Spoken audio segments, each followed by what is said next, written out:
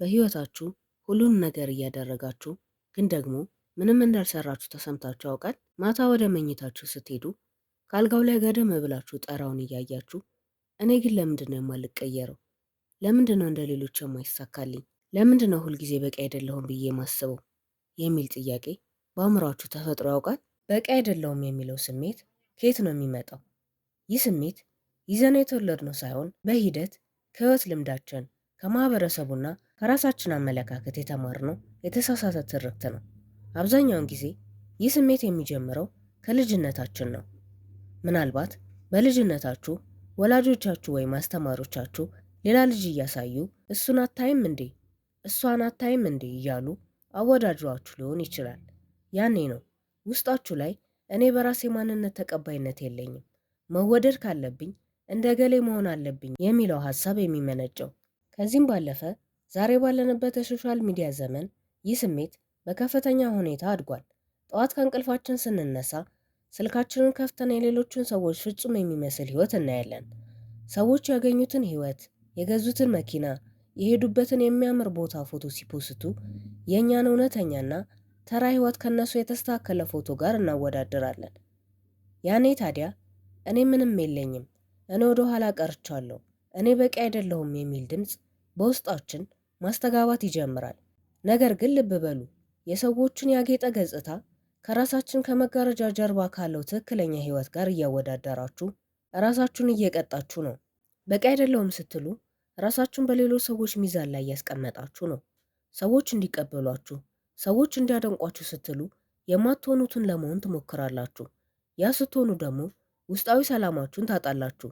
ይህ ስሜት ህልማችሁን እንዳታሳድዱ፣ አዳዲስ ነገሮችን እንዳትሞክሩ፣ አልፎም ተርፎ ጥሩ የፍቅር ግንኙነት ውስጥ እንዳትገቡ ያደርጋችኋል። ይህች ስራ ለእኔ አትመጥነኝም፣ አሊያም እኔ ለዚህ ስራ አልመጥንም፣ ይህ ሰው እኔን ሊወደኝ አይችልም፣ ምክንያቱም እኔ በቂ አይደለሁም እያላችሁ ራሳችሁን በራሳችሁ እስር ቤት ውስጥ ታስገቡታላችሁ።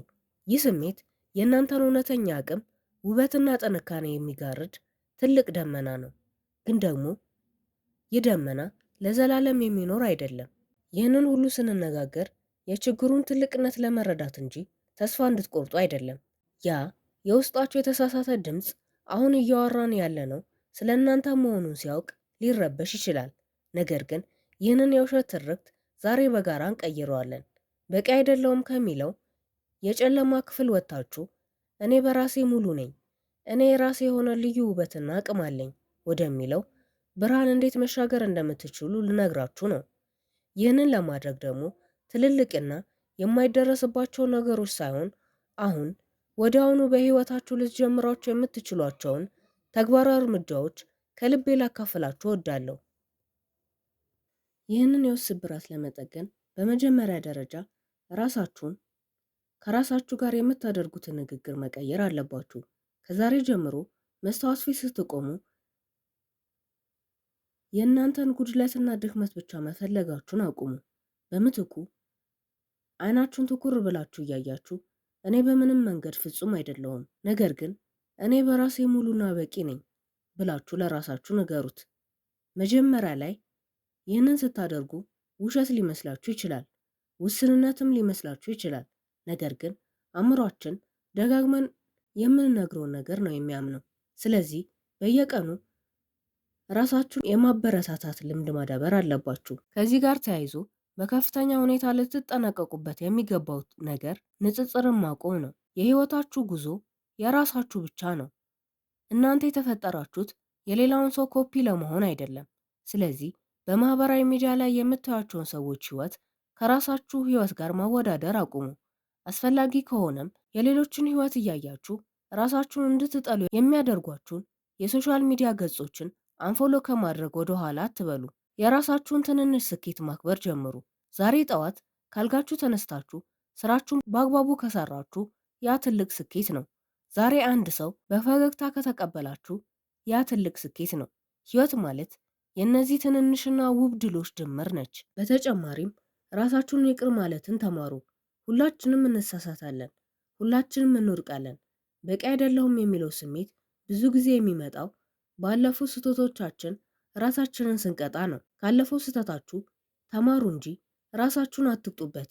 እናንተ ማለት ስላንተና ያጠፋችሁ ጥፋት አይደላችሁም። እናንተ ማለት ዛሬ የተሻለ ሰው ለመሆን እየጣራችሁ ያላችሁ ብርቱ ሰው ናችሁ። ስለዚህ ለራሳችሁ ርኅራኄ ይኖራችሁ። አንድ የምትወዱትን ጓደኛችሁ ተሳስቶ ቢመጣና ቢያለቅስ እንዴት አቅፋችሁ እንደምታጽናኑት አስቡ። ልክ እንደዛው የራሳችሁ ምርጥ ጓደኛ ለመሆን ራሳችሁን አቅፋችሁ አጽናኑት እንጂ በክፉ ቃላት አትውቀሱት። እናንተ በቂ ናችሁ። ያላችሁበት ሁኔታ ምንም ይሁን ምን እናንተ ለመወደድ ስኬታማ ለመሆንና ደስተኛ ለመሆን ሙሉ መብት ያላችሁ በቂ ሰው ናችሁ። ወዳጆቼ፣ በመጨረሻም ይህንን እንድታውቁልኝ ይፈልጋለሁ። በቂ አይደለሁም የሚለው ያ በአእምሯችሁ ውስጥ የሚጮኸው ድምፅ እናንተን አይገልጻችሁም። እሱ ውሸታም ነው። ያ ድምፅ የተፈጠረው ካለፈው ስብራታችሁ፣ ሰዎች ካሏችሁ ክፉ ቃላት እና በማህበራዊ ሚዲያ ላይ ካያችሁት የውሸት ህይወት ብቻ ነው። እናንተ ግን ዛሬ እዚህ ቦታ ላይ የቆማችሁት ያንን ሁሉ ከባድ ማዕበል እና ሌሊት ብቻችሁን ያለቀሳችሁበትን ስቃይ ተቋቁማችሁ ነው።